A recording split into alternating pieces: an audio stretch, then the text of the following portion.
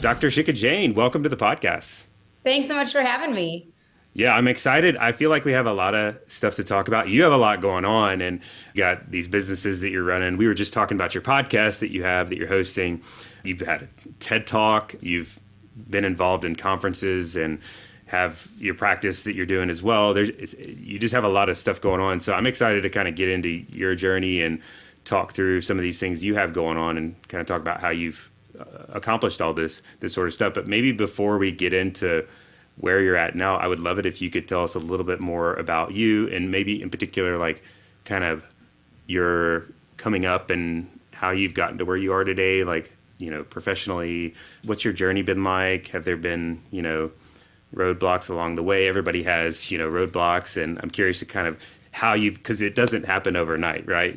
There's a journey to all this. So if you could give us a little bit about what that journey's been like for you, I'd love to start there. Absolutely. Well, first, thanks so much for inviting me on the Yeah. podcast. And my journey is really interesting. So I knew I wanted to be a doctor from when I was little. My father is a vascular surgeon who also is a serial entrepreneur because he was in private practice affiliated with an academic institution, and he started multiple companies throughout my childhood. So I saw my dad being an amazing surgeon, being internationally recognized in surgery and clinical medicine, but then also doing all of these other things on the side. And I never thought that's what I would be. I never imagined that this is where I would be as a physician, but here we are. So, as you mentioned, I'm a medical oncologist at the University of Illinois. I'm an associate professor, and I love seeing patients. So, patient care is really what drives me, and really improving communities, improving patient care, improving public health messaging, improving the workforce. All of these things, I think, lead to better patient care, better outcomes, and better health.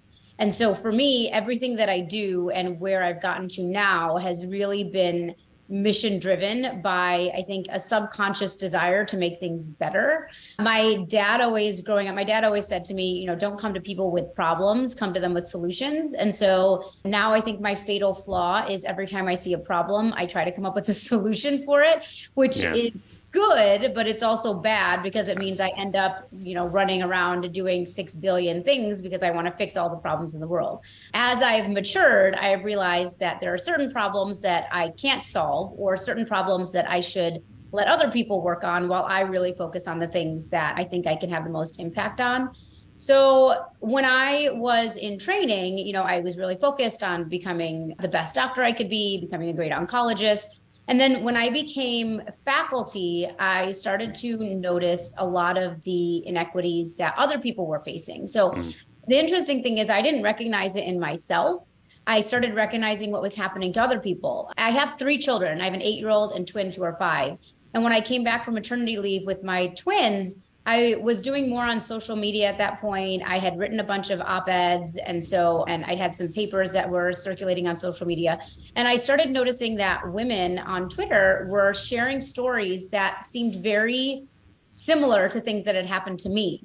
And so I started reflecting back on my career up until that point, and I realized, holy cow, a lot of the challenges and barriers that I faced, and I'm sure we'll talk about, were not related to the fact that I wasn't a good enough doctor. It was related to the fact that there were barriers and inequities implicit in our system that resulted in me having challenges or not getting opportunities, not because I wasn't qualified, but because of the system.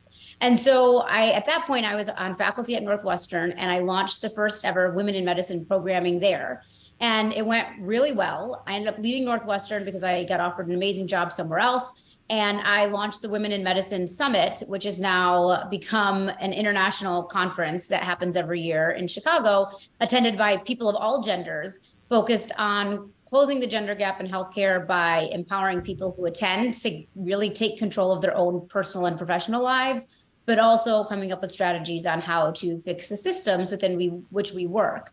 Then the pandemic happened. And when the pandemic happened, I started getting asked to create all this other programming. So as my husband likes to joke, my autobiography is going to be how I accidentally started a nonprofit, because I then started the Women in Medicine nonprofit, which has a bunch of leadership programming to really help women and men, because we have leadership programming for men as well, help them figure out how to get the most out of their career, whether it's in clinical medicine or outside.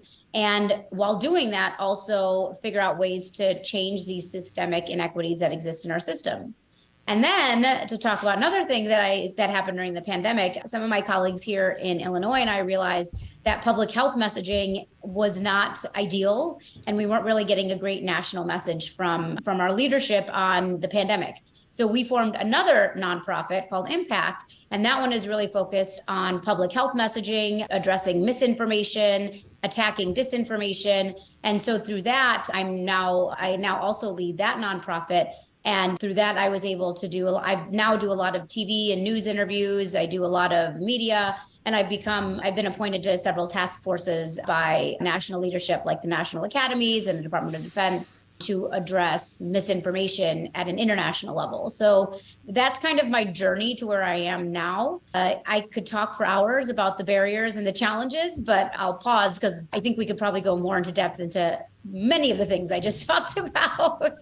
Yeah, I mean, I guess first of all, congrats. That's like a lot of like cool sounding things. I mean, you got a lot of different things too, and the interesting thing about that, it's like, I'm sure you've experienced this, is when you have some really good wins, especially when you start getting into entrepreneurship and that sort of thing, they seem to like snowball on themselves, and they open up like new opportunities, and you kind of have to like be sometimes careful, or at least that's been my experience, is like sometimes it can take too much of me where I am unable to balance it. My first thought is like, how in the world have you been able to balance all that, like with, because I'm sure that you said you have 3 children, I have 3 kids. I mean, goodness, that's a whole lot in itself. And I have the easier role. I mean, I was the husband, I didn't have to bear the children, and I know my wife had a struggle with that, and that I can't imagine doing all those things while also having children and all the stuff at home. And how do you balance all that? And I know perfect balance is impossible, but like, yeah, I don't think I balance it well. I think I do the best I can. My biggest way that I've been able to do all of this, and I say this to everyone who I can tell this to, it's my support system. So I have an incredibly supportive family. My parents live nearby, which I know I am incredibly privileged to have my parents here. My in-laws come in to help periodically when we need help. My husband, even though he is a very busy physician, I would say our relationship has evolved. One thing my mom is saying all the time is marriages are constantly evolving and growing and adapting based on what your needs are, each of your needs are. So I'd say we've come a long way, and he is my biggest supporter. And outsourcing. So, if there's times where we can afford extra help, we use it.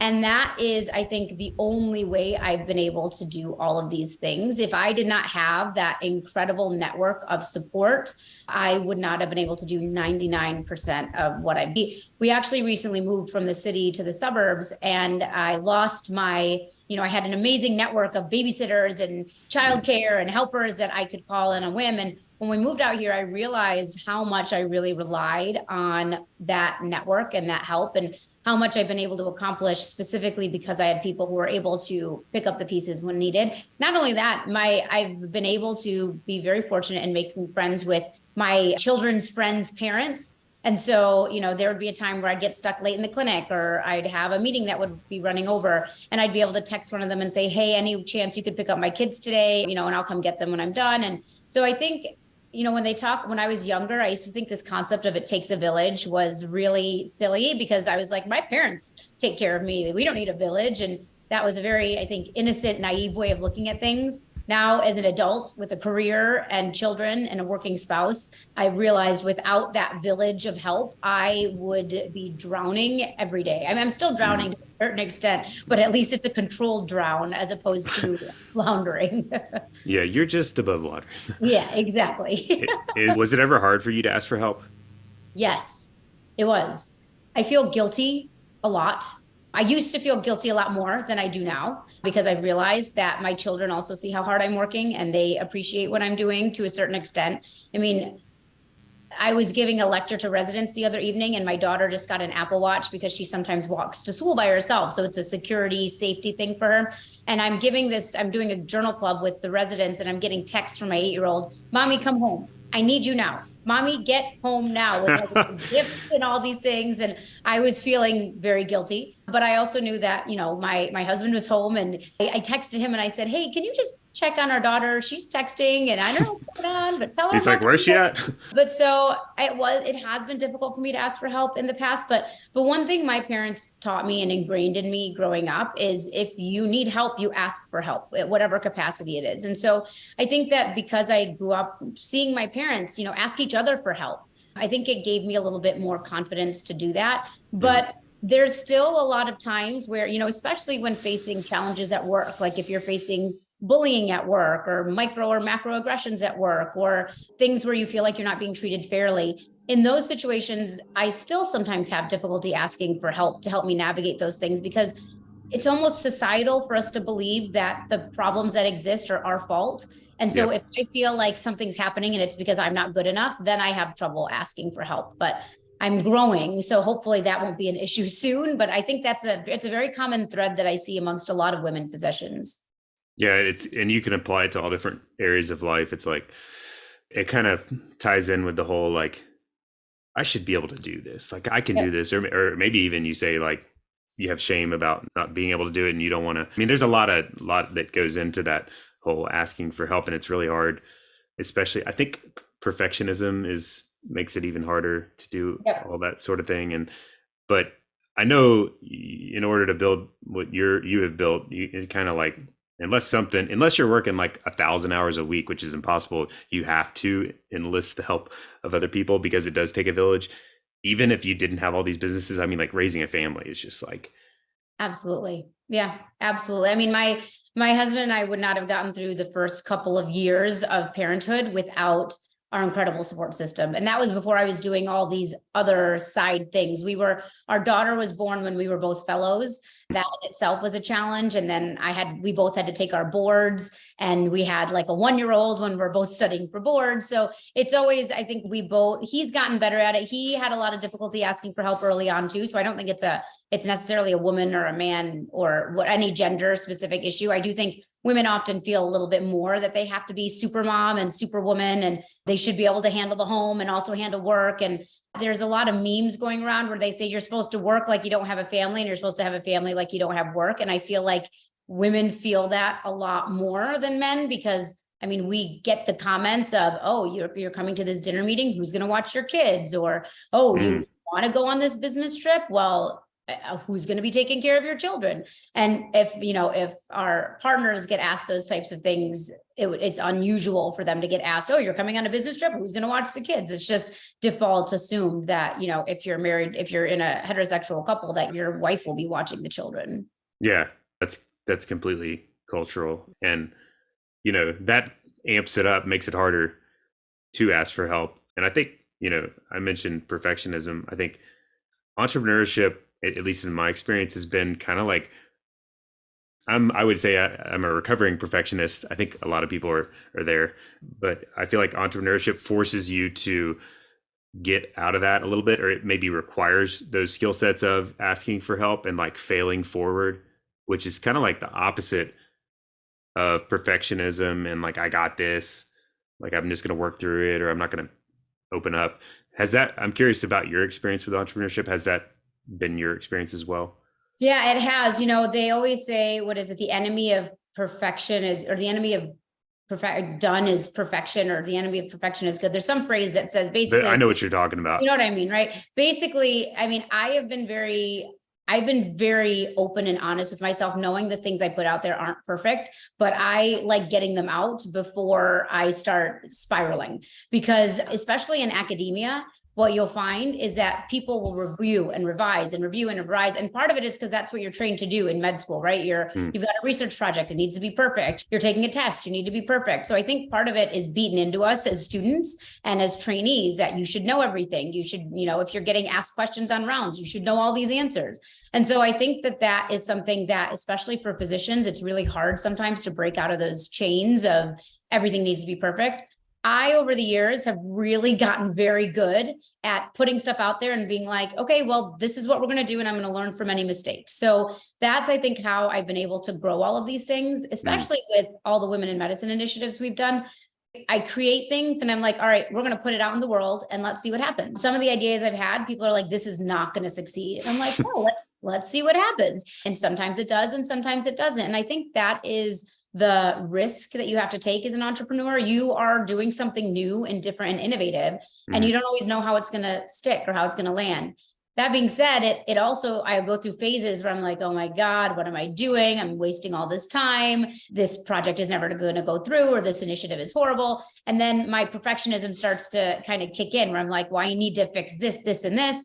And so when that kind of thing happens, I go back to my network. I have different support networks for different things. So when it comes to the entrepreneur side of things, I'll send it to some of the people who I work with. I'm like, does this look good enough to send out? Does it need to make changes? I have other people's fresh eyes look at things. So it's not just me constantly criticizing myself, because I can always find ways that I can improve. But I think the objective outside opinion and view is sometimes really helpful to reframe what you're doing. And to me, that is how I really have been able to push things forward, where I'm like, okay, well, this is at a point where I feel comfortable showing to somebody. Let me get, another set of eyes on it. And if they say, yeah, this looks good, then I send it out into the world and see what happens, which is, I think, if you're going to be an entrepreneur, you got to learn to take some risks. They may be financial risks. They may be personal risks. They may be just risks that your personality is not comfortable taking. But I think that's how you become a successful entrepreneur. Yeah, I feel like a lot of those characteristics required in entrepreneurship they have a lot of good like life application. Like they're good things a lot of us culturally could probably benefit from, like especially like perfectionism as an example. It can kind of pull us away from that. I know you've had like a lot of experiences in your journey. You had a lot going on. I'm curious if like challenges, and not like, any particular challenge. I'm more just thinking like what phase of time was the most challenging, like looking back through all of it. And I have a guess of what you would say, but I'm just really curious, like of all the, time professionally and your growth, like what would you describe as the most challenging point? So it's interesting you should ask, because I don't think it's going to be what you think it is. So, having children and being pregnant, that was challenging, but, I navigated it. With my first daughter, I ended up with both of my pregnancies were interesting pregnancies, let's say, but I figured it out. And again, looking back, I see all of the things that I would have, if I knew what I knew now, I would have done things a little bit differently. And I probably would have responded to people differently and navigated it a little bit differently. The most challenging time in my career was actually a few years ago, where I was at an institution that I ended up interacting with somebody who was a real bully. He was microaggression, macroaggression, like every kind of aggression, sexist, racist, like everything you could think of. Just like a real jerk. Yeah, just not very nice. And I, being the naive person that I was, believing everybody is good and good things happen to good people, and I was succeeding at that point. I just gotten some awards. I was thinking, okay, I'm doing okay. I'm at a point in my career where I feel comfortable and confident in where my career is going. And something happened where I was just kind of ignoring this guy. I didn't report him because I said, I don't want to make a big deal out of this. I'm just going to avoid him as much as I can, and I'm just not going to deal with it. And then something really bad happened where the rug basically got pulled out from under me. And I found out that this guy had been kind of creating a narrative about me that was completely false, and had basically tried to do a bunch of things to destroy my reputation behind my back without me having any idea about it.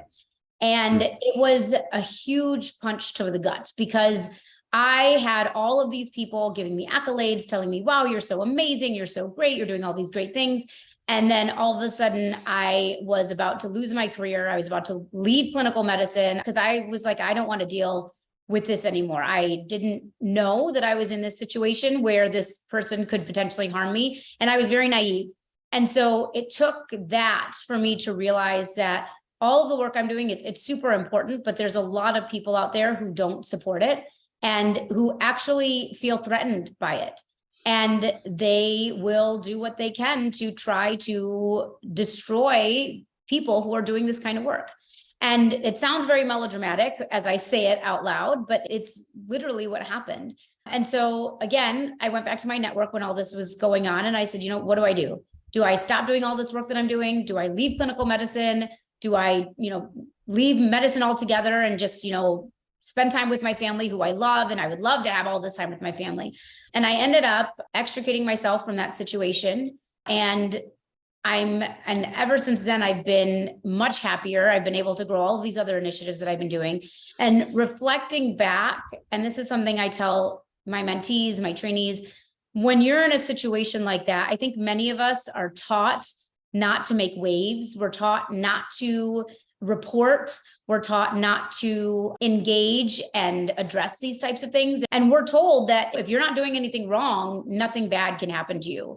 And I have now learned of many other women who very similar things have happened to, where they've been told, keep your head down and just ignore and keep plugging away. And many of them have lost their jobs because this has happened. Many of them have lost their income, have lost their side gigs, have lost their reputations because of situations where these types of things have happened. And it's unfortunate that in 2023, these types of things happen. And then these men often fail up, and they end up with because the institution doesn't want to address the issue or doesn't want to make a big deal out of it. And so they move people forward or send them to a different institution with a bigger position. And in retrospect, looking back, I wish I'd handled that situation very differently, but I learned a lot from it. So now when I come across similar situations, I navigate it very differently than I did when it happened to me initially, because I was very close to leaving medicine altogether, because it was that horrible of a situation where I had thought that I was doing well and that I was stable, and this person had the opportunity to basically destroy my entire career with this flick of a pen. Yeah, I imagine that was disheartening. And in that moment, I'm just curious, like, so was it like immediately afterward, you're like, I'm out, like, this is insane? Or how did you feel in the moment? Was it kind of shock, and then it was like set in, you're like, and then you slowly kind of gravitate toward this, like, I'm either out or I got to do something? It was shock. It was complete and utter shock. And then it was, I need to figure out what my next step is to get me out of this situation, because this is not good for my mental health. It's not good for my health. And I can't continue to work in an environment like this. And I went through, I think, the many phases of grief. You know, you go through, what are they? Denial, anger, acceptance, all those different stages. And so I think I went through all of them like in rapid succession over and over again. To the credit of my family, I told them, I said, tell me what to do. And they were like, we can't tell you what to do. We can help you figure out what your next step is. But one thing is very clear, like, you need out of this situation, because this is not sustainable. It's not good for your home life. It's not good for your work life. And it's just going to continue holding you down. I mean, this individual was so egregious in what they were doing that I still, looking back, can't believe that I didn't report him. And that's why I tell a lot of women that I work with, I'm like, you may think that, you know, what they're doing is harmless, but at the end of the day, they're building up, like, if they build up a narrative about you and you have never done anything to report this stuff is happening, then it's just your word against theirs. So a lot of lawyers I've talked to, you know, through my podcast and through all the organizations I run, the biggest advice they give to people is document, document, document. So if something like this happens, start documenting, you know, report it to whoever to faculty affairs or to leadership, because you want a paper trail to show that this is happening, to protect yourself if the person tries to come and defame you.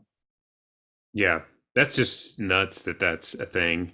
But I mean, I guess part of it doesn't surprise me, unfortunately. So would that be your advice? To say someone is early in their career and they've had something like that happen, is that kind of what your suggestion is? Like, documentation, like, you know, make sure and share it. Don't hide, don't hold it in. Yeah, absolutely. I mean, number one, don't be embarrassed, because that's the other problem. Again, a lot of us feel like it's our fault. We must have done something wrong. So you shouldn't be embarrassed. Number two is find a trusted mentor, whether it's within the organization or outside of the organization. Tell them what's happening and get their advice. And then third, you need to document and report, document and report, document and report. Because I mean, the number of cases that are coming out over the years that we're seeing in healthcare, there's been so many of these types of things that have happened, and many, many more that we haven't even been alerted to, where now I think we're in an environment where it's a little bit easier to see the repercussions of this type of impact that these things have. And I think it's a little bit easier to report, but we've still got a long way to go. There's actually an organization called Physicians Just Equity, PJE, that Dr. Pringle Miller and Dr. Roberta Gebhard are on the leadership committee for.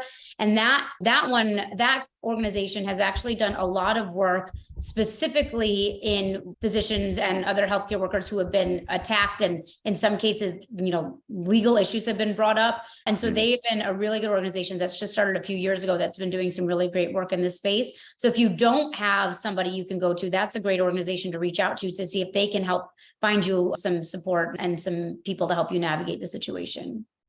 Yeah, I think a lot of it is going back to like where you were talking about balancing everything is I think the things that I remember you saying that at least stuck out to me where you talked about your network, and then your family, and it takes a village, and then outsourcing you mentioned as well.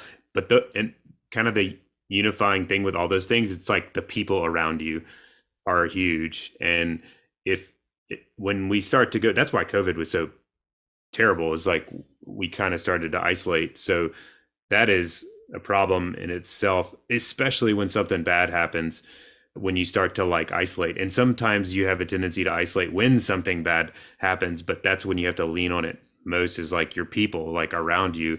Because if they are like loving people, like if they're your close contacts, they're going to like love on you. And that's really what you need in that sort of circumstance, because that's just a hateful experience that would take anybody down. Well, yeah. And the other thing along with networks, I mean, networks are so key in everything that I do. It's also your professional networks, right? So I reached out when this was happening. I reached out to a very dear colleague who is more senior than me. And I called her crying and I said, this is what's happening. And she was like, this is what you need to do. And she literally just told me, because she talked to so many other women who this has happened to. She's like, this is what you need to do. Do this first, do this second, do this third, and then get the heck out of there. And so it's also your professional network. And then, when you're leading something, so I lead 2 organizations and they're large and they do a lot of things. The only reason they've been successful, they're not successful because of me. They're successful because I know where my gaps are. I know what things that I am not very strong at. I know where I need to fill the holes, and I bring in people smarter than me to do that stuff. And that, I think, at the end of the day, when you talk about networks, there's all different kinds of networks, right? There's the networks that you were saying, like your family support, your friends support, your career support, your financial support. There's all different types of networks that you have. As a leader, the network that has allowed me to be successful in all of these things is also creating networks within my organizations where I know that, okay, we are weak on this. Let's bring in somebody who can strengthen this aspect of our organization, because none of us have this as part of our skill set. And it's the same thing with the networks you have, whether it's your family or your friends. I know which people I can go to just complain and vent. I know which people I can go to who will give me solutions and say, do X, Y, and Z.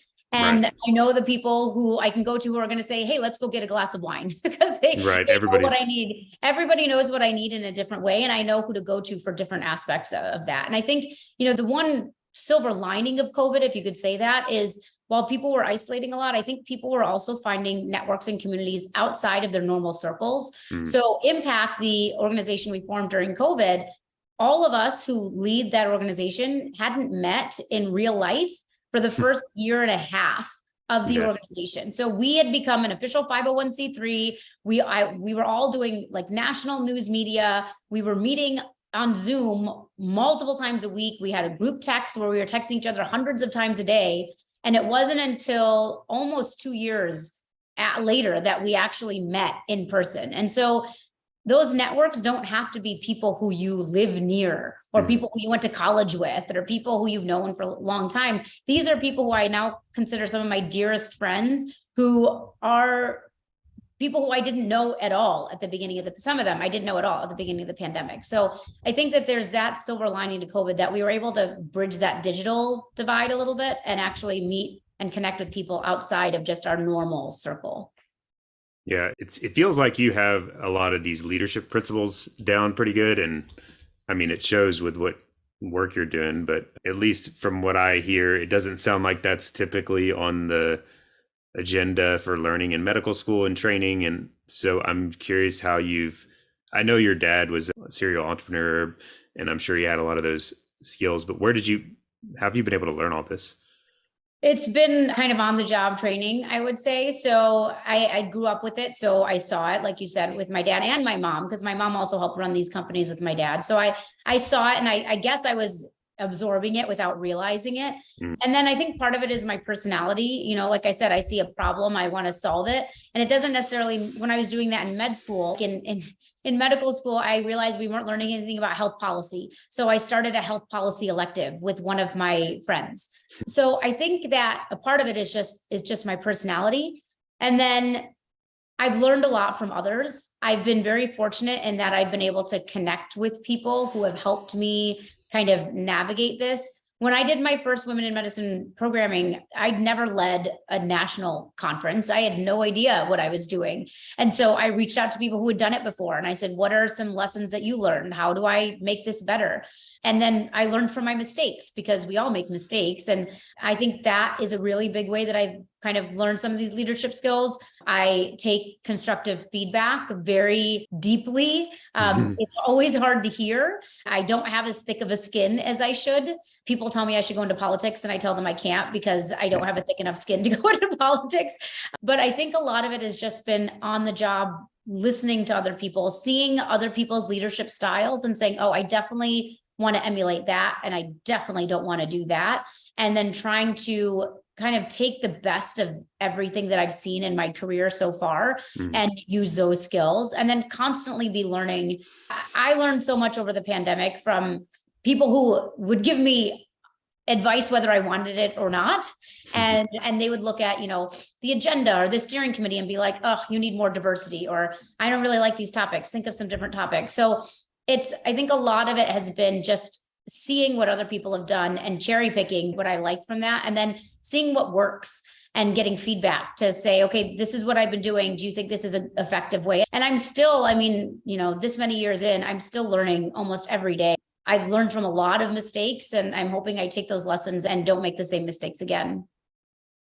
Yeah, I think physicians are, at least the ones that I know, tend to be like lean heavy towards problem solvers, and of course are very much into lifelong education typically. And what I see them, a lot of physicians struggling with is and I'm talking about the system in general, seems to make it difficult sometimes in certain situations, like hospital settings oftentimes, where they kind of like take away a lot of this problem solving and autonomy and all that stuff. And because they, have their rules, and you got to see more people and that sort of thing. And I think when you take away like that natural, if you're like a problem solver and you love doing that, and I mean, in the form of helping people, your patients, and that's taken away, I think at least like that seems to me like one of the biggest issues behind a lot of this whole burnout, or whatever you want to, moral injury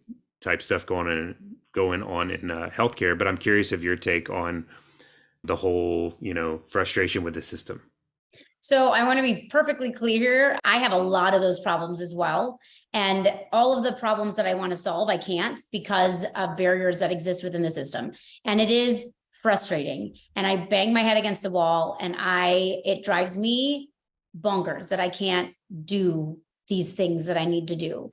And you're absolutely right. It is driving burnout, because we see that the systems are set up to benefit the bottom line and not necessarily benefit the patients. And we've gone to school for years to treat patients and give them the best health possible. And when, the prior authorization system, the peer-to-peers that we have to do, the fact that you need to see this many patients in this amount of time, the fact that, you're being measured on metrics that aren't about quality of care, but are about how many patients you can see in an hour, those are really demoralizing for physicians. And I think that's one of the reasons why we need to take back the healthcare system, and we need to kind of dismantle it and rebuild it so that patient focus is the primary focus, not, money. Because at the end of the day, and this is something I think every hospital leader should hear, when you are providing better outcomes, when you're providing better work environments, when you're providing equity in the workforce, you're going to get more awards. You're going to have better retention. You're going to have better recruitment. You're going to have the ability to really improve your bottom line. And I think that the problem is a lot of the people making these decisions are business people. They're not healthcare physicians, nurses. They're administrators who only are looking at the numbers and are forgetting about the patients a lot of times. And that is very demoralizing and frustrating for physicians. So what I have done, because I'm trying to launch 2 programs in my institution right now, where there's lots of red tape that comes along with it, but I'm still plugging along. I think the way that we can navigate that is, one, I'm not going to say don't get frustrated, because that's impossible. I mean, I'm frustrated almost on a daily basis with these types of things. But I think it's figuring out where your maximum impact is going to be and focusing on those solutions. So the 2 initiatives that I'm currently working on are going to have a huge impact for our GI oncology patients. I have an incredibly supportive boss who has told me, you focus on these and I will make them happen. It might take longer than we want it to launch, but I will help you navigate. We will find solutions. We will find workarounds. And I think you have to find those allies and those stakeholders who can help you identify what are the problems you can focus on that will actually, you'll be able to make a difference on, because it's really hard to keep trying to solve problems where you keep getting, stonewalled.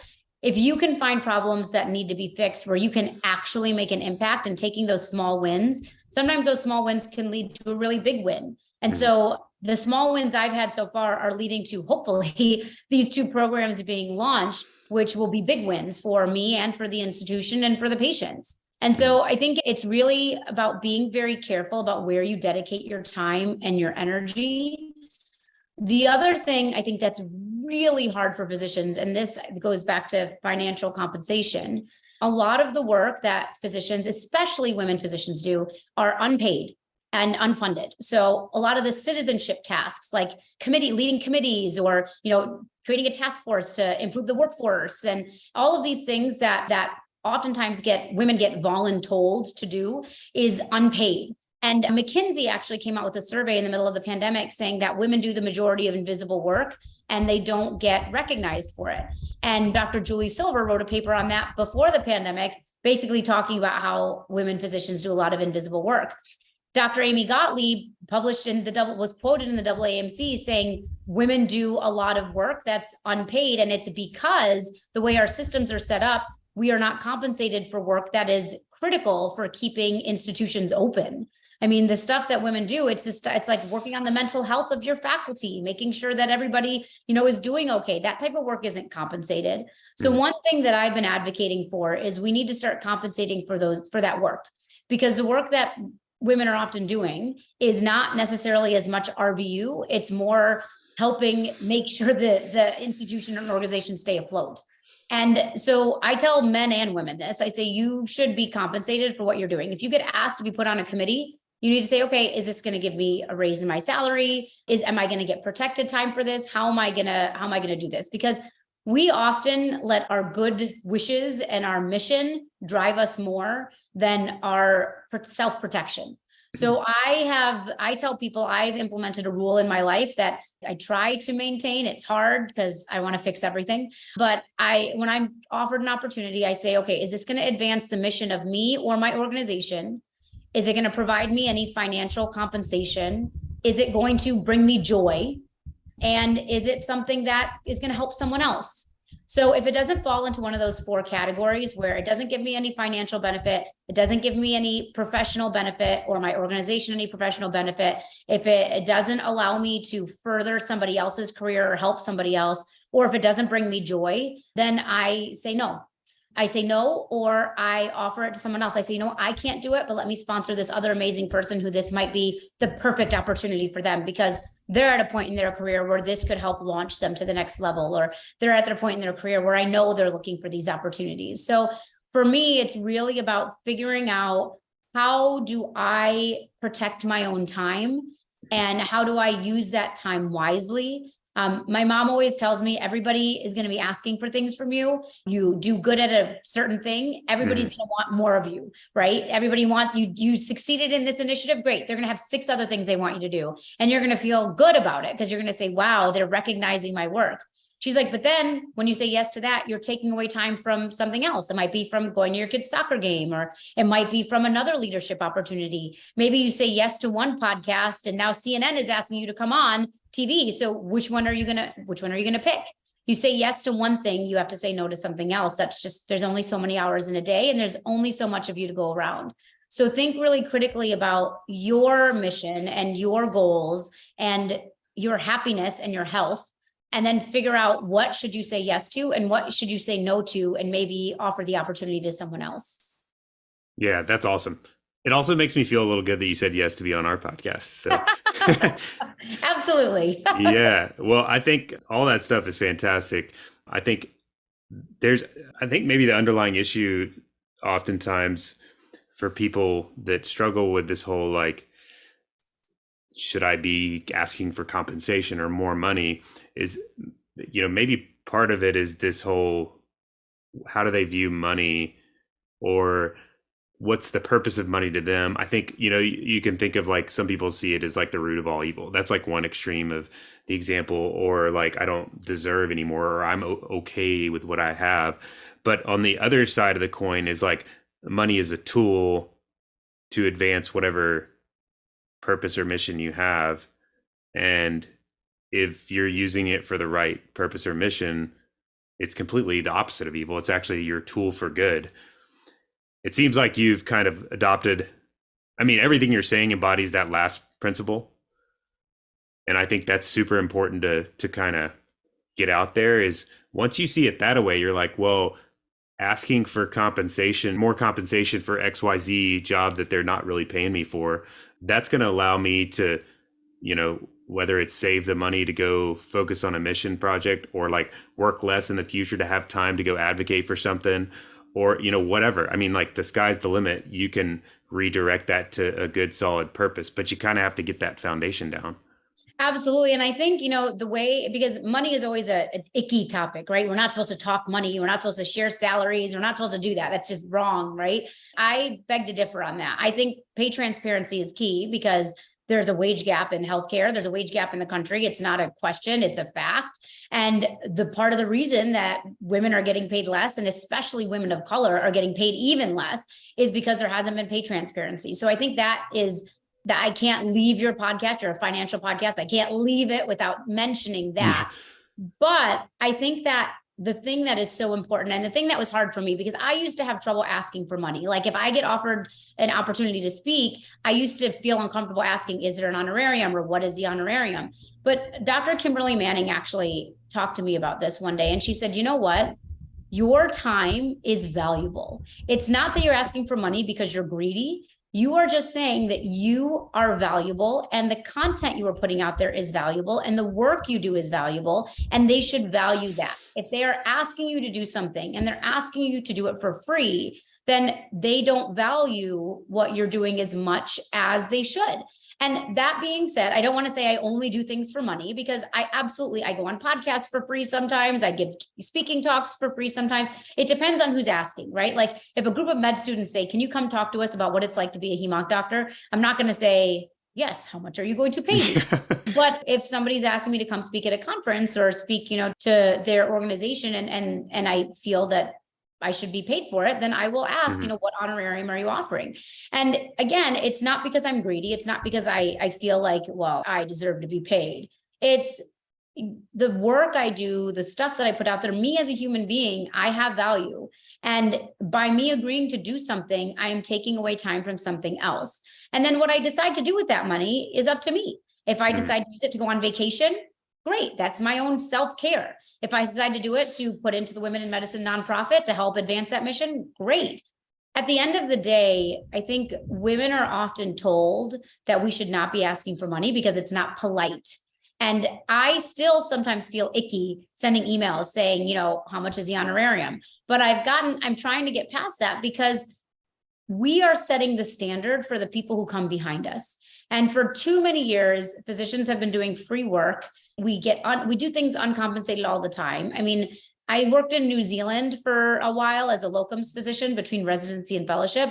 And my husband and I were shocked. We would get paid every time we called the hospital to answer a page. We would get paid every time we went into the hospital to see a patient. This was on top of our base salary. I mean, there's ways to provide compensation for the value that we provide. And I mean, obviously physicians get paid, most physicians get paid well, depending on the specialty you're in. Some physicians get paid very, very well.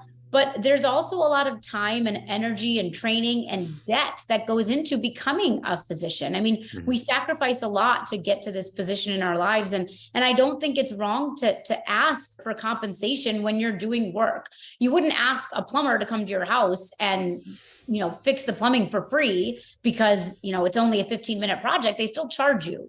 So as physicians, I think we really need to start thinking more about the value of what we're providing and how it should be compensated. And the compensation, again, it doesn't have to be monetary. I've been compensated before where, at work, sometimes I take on a position. I'm like, I need protected time for this, or I need an administrative assistant, or I need, X amount of CME dollars. The compensation doesn't have to be financial. It can come in other ways, but we need to stop undervaluing ourselves, because if we undervalue ourselves, there's no reason for other people to value us. Have you ever struggled with I think everybody struggled with this at some point in their life, but like the whole, I'm not good enough, I'm valuable enough, imposter syndrome, I think is what they would call that. So so that's a little bit of a different flavor. It's like, maybe I'm not good enough to ask for X, Y, especially with speaking. That's a hard one, because it's like, yep, 0 to unlimited. Yep. So you're like, what am I worth? And it's a tricky thing. And most people lean towards low and not. They do. And so actually, I'm going to make 2 points about what you just said. So one, we actually launched the Women in Medicine Speakers Bureau specifically to help with this. So you can join our Speakers Bureau because we help figure out how much you should be getting paid. You can sit and we kind of help you navigate that and make it less uncomfortable for you, because if you don't want to navigate it, we can email the people and say, this is how much they charge. So that's one way to do that. Talking about imposter syndrome or imposter phenomenon. So that concept was actually introduced by Dr. Pauline Clance and Dr. Suzanne Imes. And Dr. Clance actually was one of our keynote addresses at our first Women in Medicine Summit back in 2019. So I met her and she said, it's actually not a syndrome. When we coined this term, we called it imposter phenomenon for a reason, because making it a syndrome makes it sound like there's something wrong with you. I actually published a paper with Dr. Clance and Dr. Kelly on the imposter phenomenon, implicit bias, burnout cycle that happens because very high achieving women often have very high levels of feelings of feeling like an imposter. And then when you have all this implicit bias beating you down, saying you're not good enough, you're not getting this leadership opportunity, you're not getting this award. So you've got external validation of your imposter phenomenon telling you you're not good enough. All of this then leads into this endless cycle of burnout because you already feel like you're not good enough. And then the world is telling you you're not good enough. So obviously you're going to leave medicine, which is what we're seeing. I have struggled with it a lot. I struggle with it every day. I mean, every time I get an invitation to do something, I'm like, why are they asking me? Every single time without fail. It's really funny sometimes because I'll get an invitation and I'll tell someone, I can't believe I got invited to do this. They're like, what are you talking about? You're the perfect person for this. And I'm like, no, I'm totally not. I don't have X, Y, and Z. And then I need that external validation of someone to actually tell me, no, you are totally appropriate for this. So I think we all struggle with it. I personally feel like it keeps me humble and it makes me better, because what I do when I get those imposter feelings is I think, okay, why am I feeling this way? Am I actually somebody who is not an expert in this? Or do I need to read more before I go on to do this? I ask other people, am I the right person for this? And then I use it to make myself better. So I'll say, all right, well, this is where I'm feeling like I'm not good enough because of X, Y, and Z reason. Is some of this just in my head? Okay, if it's in my head, then I'm going to put that in this box. Is it because I actually need to do more or learn more? Okay, well, then I'm going to focus on making myself better in that avenue. And then I'm going to go for it. There's this joke I give in my talks, which is if there's 10 criteria that you need to fulfill in order to put your name in the hat for some opportunity, women will often wait until they fulfill 15 of the criteria, and men will often wait until they fulfill 3. Because I've seen it happen anecdotally. And again, this is not all men. I don't want to get a bunch of comments where people are like, oh, she's sexist against men, because I'm not. Men suffer with this as well. But it's been studied that women have even higher levels of imposter phenomenon and imposter syndrome because of a variety of reasons. And it's usually very high achieving women. And it's because, again, not only because they have this internal dialogue, but then they have this external dialogue from other people telling them, you should be having a baby. Why did you have children? What do you mean you're taking maternity leave? what do you mean you're not taking maternity leave? It's like you can never win. So to answer your question, yes, it exists. The way that I utilize my imposter phenomenon is I use it to try to make myself better. And I have to put this out there because I don't want people to think that, I'm a man-hating woman.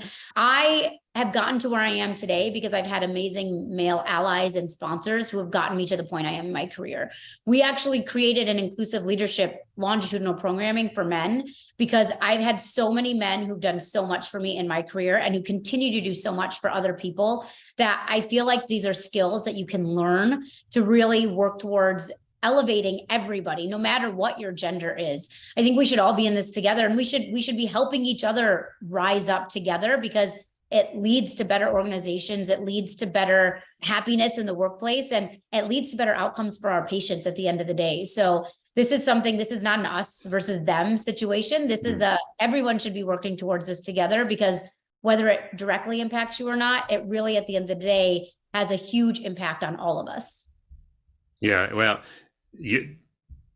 I really want to keep going with all this. This is such a good conversation. I love what you're saying. And Shikha, this is fantastic stuff. But unfortunately, we have limits on these time things, and we've committed to cut off about the next few minutes. So I wanted to make sure and circle back to I'm sure people are loving it just as much as I am and want to find out more about you. And we've already thrown out a lot of stuff, and I'll link to all the stuff we've mentioned so far in the show notes. But what's the best place for people to connect or find information about you or what you're up to? So right now, Twitter is where I'm pretty active, but who knows what's going to happen with Twitter moving forward. I was verified. It was dead this morning. I know. I was verified. All three, me and both of my organizations had verified check marks until yesterday. And then all of the blue checks just disappeared because we're not paying for Twitter Blue, I guess. So anyway, so Twitter is one place you can find me. I'm at Shikha Jain, MD, and the summit is at WIM Summit, and Impact is at Impact4HC. Otherwise, I have a website, shikhajainmd.com. The Women in Medicine Summit has a website. It's womeninmedicinesummit.org. And then our nonprofit also has a website. It's wimedicine.org. Impact has a website as well, which is Impact4HC. So I think that's all going to be in the show notes, and I'll make sure to get those to you so you have them. But you can reach out to me on any social media platform. I'm on Instagram, Facebook, LinkedIn, Twitter. You can find me in all those places. Nice. Well, as I said, Shikha, it's been fun. I love the conversation, and I feel like I don't want to cut off, but I know we got to cut off given time constraints. So I don't want to dishonor that as well. So thank you again for coming on. It's been fun. Thanks so much for having me. This is a great conversation.